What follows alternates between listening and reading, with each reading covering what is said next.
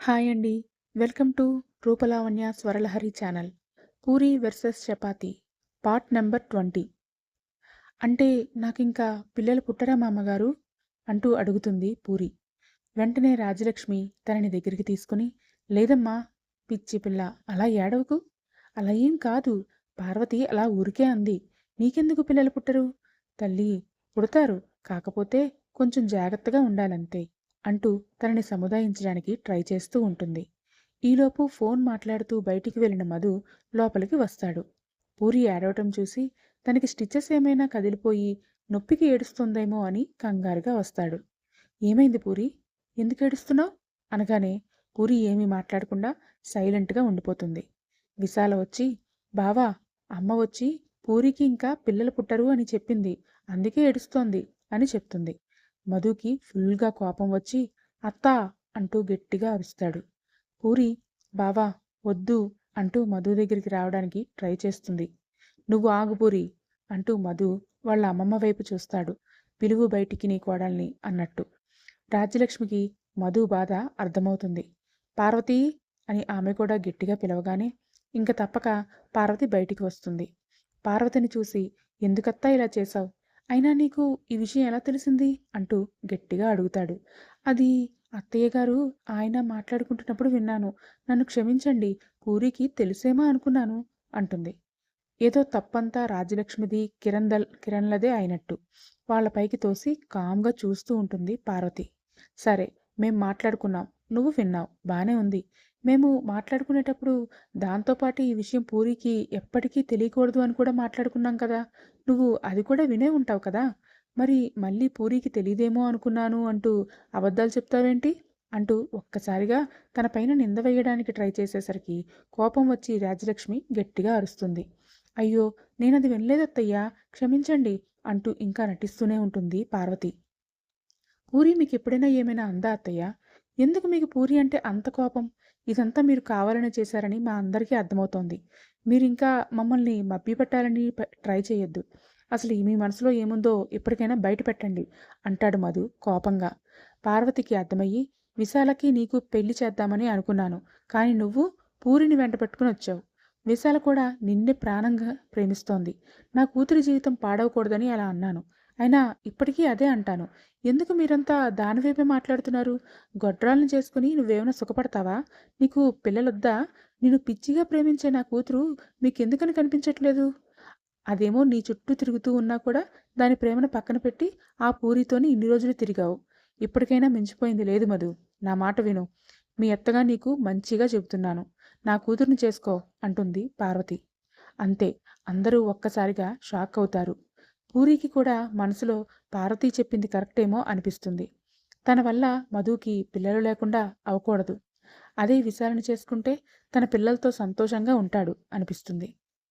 మధు వెంటనే విశాల దగ్గరికి వెళ్ళి, నువ్వు నన్ను ప్రేమిస్తున్నావా అని చాలా సూటిగా చూస్తూ అడుగుతాడు. తను అస్సలు కంగారు పడకుండా, తడబడకుండా, లేదు బావా, నేను నిన్నెప్పుడూ ప్రేమించలేదు. నువ్వు ఇక్కడికి వచ్చినప్పుడు నేను నిన్ను పెళ్లి చేసుకోవాలి అనుకున్న మాట నిజమే. కానీ పూరి మంచితనం చూసి నేను తనతో నిజంగానే స్నేహం చేశాను. ఆ స్నేహంలో నిన్ను ప్రేమించాలి అనే విషయం కూడా మర్చిపోయాను. మీ ఇద్దరితో నిజంగానే ఫ్రెండ్షిప్ చేస్తూ ఇన్ని రోజులు చాలా హ్యాపీగా ఉన్నాను. కానీ మొన్న జాతరలో మీ ఇద్దరిని అంత దగ్గరగా చూసి అడిగితే మనీ చెప్పాడు, మీ ఇద్దరూ చాలా కాలం నుంచి ప్రేమించుకుంటున్నారు అని. అప్పటి వరకు నాకు నిజంగానే మీ ఇద్దరు ప్రేమించుకుంటున్నట్లు తెలియనే తెలీదు. మా అమ్మ జాతరకి వెళ్ళేటప్పుడు కూడా నిన్ను ప్రేమిస్తున్నట్లు చెప్పమని చెప్పింది.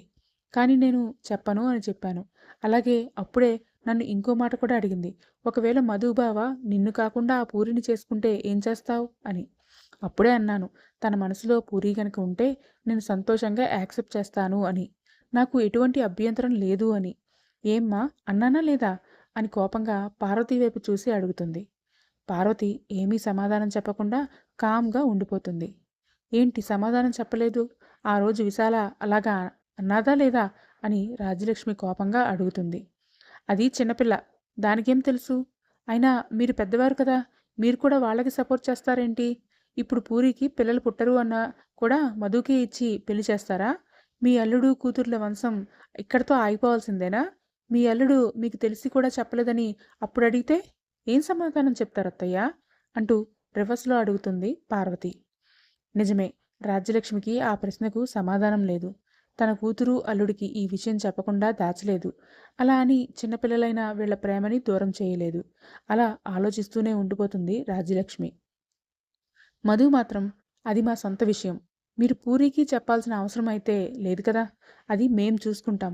మధ్యలో మీరెందుకు కలుగ చేసుకుంటున్నారు? నాకు పిల్లలు కావాలి అంటే అది నా వ్యక్తిగతం. ప్రేమ, పిల్లలా అంటే నేను ప్రేమ అనే అంటాను. నేను నా తల్లిదండ్రులకి కూడా సమాధానం చెప్పుకోగలను. ఇదే ప్రాబ్లం నాకు వచ్చి పూరి నన్ను చేసుకోను అంటే నా తల్లిదండ్రులు ఎంత బాధపడతారు? వాళ్ళకి నేను ఎంతో, పూరి కూడా అంతే. వాళ్ళు అర్థం చేసుకోగలరు అంటాడు మధు. నేను చెప్పాలనుకున్నది చెప్పాను. ఇంత చెప్పినా నీకు ఆ పిల్లల పుట్టని పూరియే కావాలి అంటే మేం మాత్రం ఏం చేస్తాం? ఎవరి కర్మకు వాళ్ళే బాధ్యులు. అనుకుంటూ లోపలికి వెళ్ళిపోతుంది పార్వతి. లేదు బావా, అత్త చెప్పింది నిజమే అని నాకనిపిస్తోంది అంటుంది పూరి. అలా అనగానే అక్కడే ఉన్న వాళ్ళంతా ఆశ్చర్యపోతారు. తలుపు చాటున ఉన్న పార్వతి నేను వేసిన ప్లాన్ బాగానే పనిచేసింది అంటూ మనసులోనే మురిసిపోతూ ఉంటుంది. చాలు పూరి, నువ్వు ఇంకేం మాట్లాడకు. ఇక్కడ మనం ఇంకా ఒక్క నిమిషం కూడా ఉండొద్దు. మన ఇంటికి వెళ్ళిపోదాం. మన వాళ్ళకి జరిగిందంతా చెప్తాను. వాళ్ళు ఒప్పుకుంటారు అని నాకు నమ్మకం ఉంది. ఇప్పుడైతే మరి ఇంక ఇక్కడ ఉండొద్దు.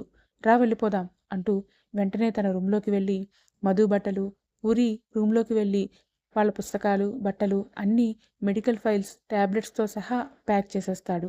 అంత జరిగాక కూడా ఉండండి అని చెప్పే అవకాశం లేకపోతుంది రాజ్యలక్ష్మికి. వాళ్ళు అక్కడి నుంచి వెళ్ళిపోవడమే మంచిదని అనిపిస్తుంది. ఇంకా ఉంటే పార్వతి పూరిని ఏమంటుందో అని భయపడిపోతుంది.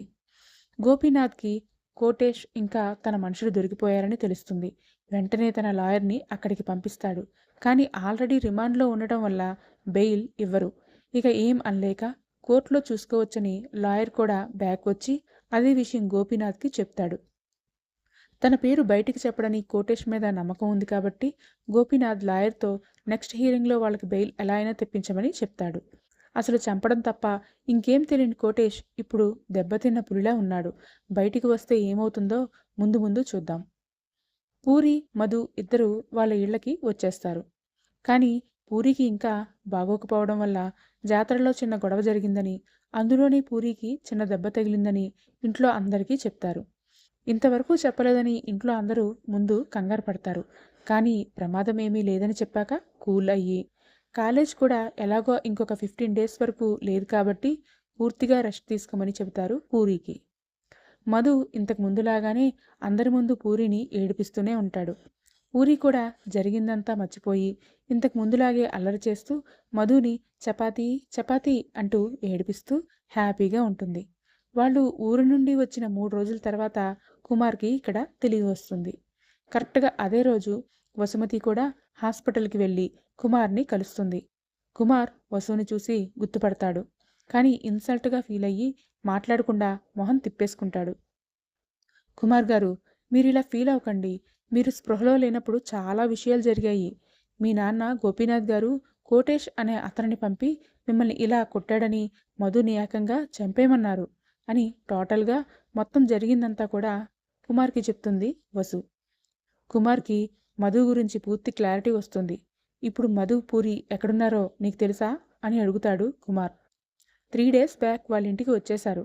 కాలేజ్ స్టార్ట్ అవ్వడానికి ఇంకో వారం రోజులు పడుతుంది. సో పూరి రికవర్ అయిపోతుంది. మిమ్మల్ని ఎప్పుడు డిశ్చార్జ్ చేస్తారు అని అడుగుతుంది వసుమతి. ఈరోజే డిశ్చార్జ్. ఇంకా సేపట్లో వెళ్ళిపోవడమే. మా నాన్నకి అంతా తెలిసినా కూడా నన్ను ఇంతవరకు ఏమీ అడగలేదంటే నాకెక్కడో కొడుతోంది వసుమతి. ఆ రోజు కోటేష్తో మా నాన్న మధుతో పాటు పూరిని కూడా చంపేమనే చెప్పి ఉంటారు. కానీ మధుతో అంత ఈజీ కాదు. కోటేష్కి కూడా ఇప్పుడు తెలిసే ఉంటుంది. సరే, నేను నీతో రేపు మాట్లాడతాను. ఇప్పుడు డిశ్చార్జ్ చేస్తున్నారు, ఇంక వెళ్ళు అంటాడు కుమార్. వసు సరే అని అక్కడి నుంచి వెళ్ళిపోతుంది. మధు దగ్గరికి మధు క్లాస్మేట్స్ కిరణ్ ఇంకా విజయ్ వస్తారు. మధుతో కిరణ్, మామ కాలేజ్కి వెళ్దాం రారా, ఫ్రెషర్స్ వస్తున్నారంట, అమ్మాయిలు చాలామంది వస్తున్నారు, చూద్దాం రారా అంటూ అడుగుతాడు. అబ్బా, నాకు ఇంట్రెస్ట్ లేదురా, నేను కొంచెం రెస్ట్ తీసుకోవాలి అంటాడు మధు. ఇన్ని రోజులు అదే కదరా చేసావు, మాట్లాడకుండా నాతో రావాల్సిందే అంటూ కిరణ్ విజయ్ని, మధుని తీసుకుని వాళ్ళ కాలేజ్కి వెళ్తాడు. గేట్ లోపల సైడ్కి నిల్చుని క్యాంపస్లోకి వచ్చే ప్రతి అమ్మాయిని చూసి సైడ్ కొడుతూ ఉంటారు. ఇంతలో ఒక అమ్మాయి రెడ్ డ్రెస్ వేసుకుని చాలా క్యూట్గా అందంగా వస్తూ ఉంటుంది. రేయ్ మామ, ఖచ్చితంగా ఫ్రెషర్ అయి ఉంటుంది. ఈ ఫేస్ ఇంతవరకు మన క్యాంపస్లో చూడనే లేదు. ప్లీజ్ రా, పిలుద్దాంరా, హెల్ప్ చేయండి అంటాడు మధుతోని విజయ్తోని కిరణ్. అప్పటికీ మధు వద్దు అంటూనే ఉంటాడు. కానీ కిరణ్ వినకుండా, ఏ అమ్మాయి ఇట్రా అని పిలుస్తాడు. ఆ అమ్మాయి వాళ్ళ వైపు దూరం నుంచే చూసి, నన్నేనా అని సైగ చేసి అడుగుతుంది. ఆ నిన్నే, రైటు అంటాడు కిరణ్.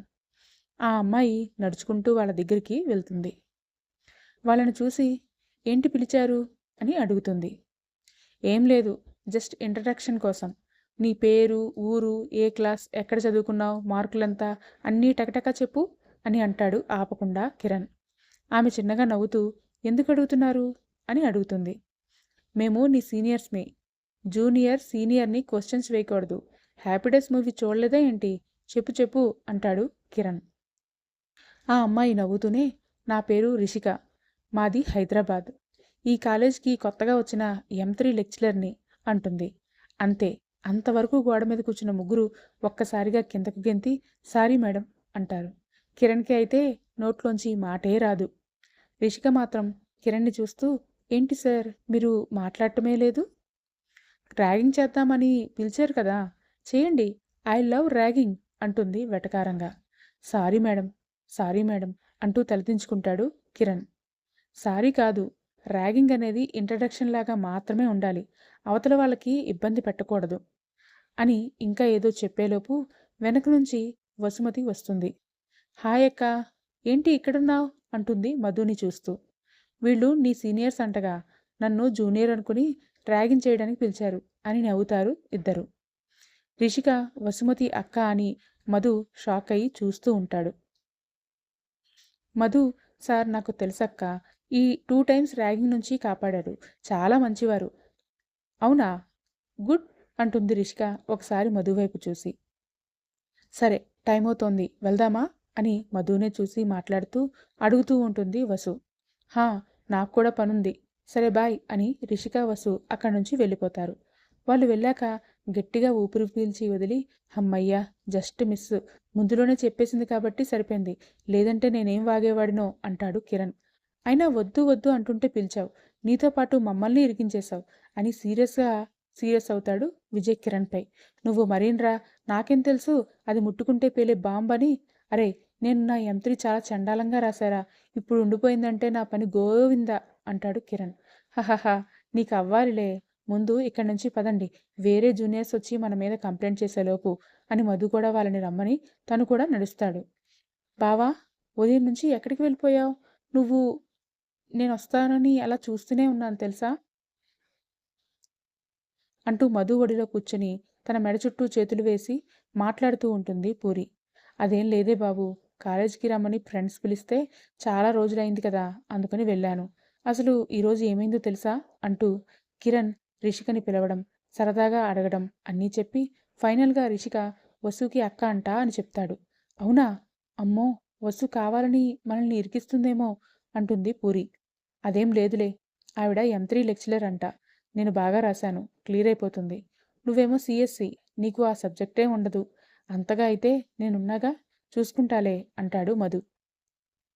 వాళ్ళిద్దరూ అలా ఒడిలో కూర్చుని మాట్లాడుకోవడం మళ్ళీ ఒకరు కిటికీల నుండి చూస్తారు. లాస్ట్గా మేడ మీద చూశారు. మళ్ళీ ఇప్పుడు అదెవరో గెస్ చేసి చెప్పండి చూద్దాం. కుమార్ డిశ్చార్జ్ అయ్యి ఇంటికి వచ్చేశాక 2 రోజులు రెస్ట్ తీసుకుని, మూడో రోజు ఇంకా ఉండలేక స్టిక్ సహాయంతో మెల్లిగా నడుస్తూ బయటికి వెళ్దామని లేచి నడుస్తూ ఉంటాడు.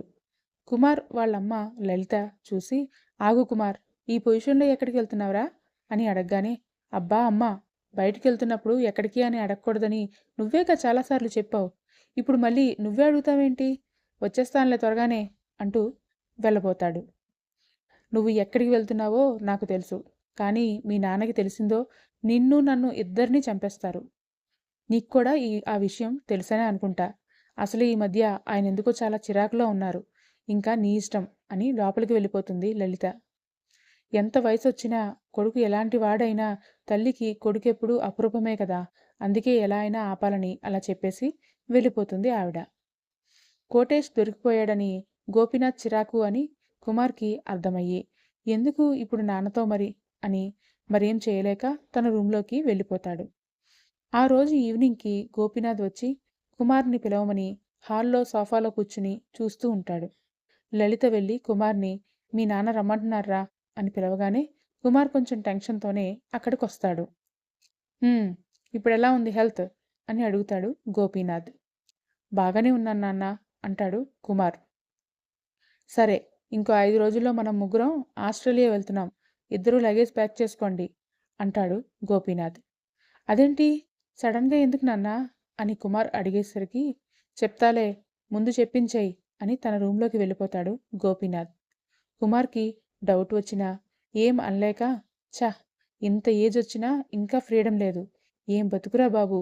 అని తనలో తానే తిట్టుకుంటూ అక్కడి నుంచి వెళ్ళిపోతాడు.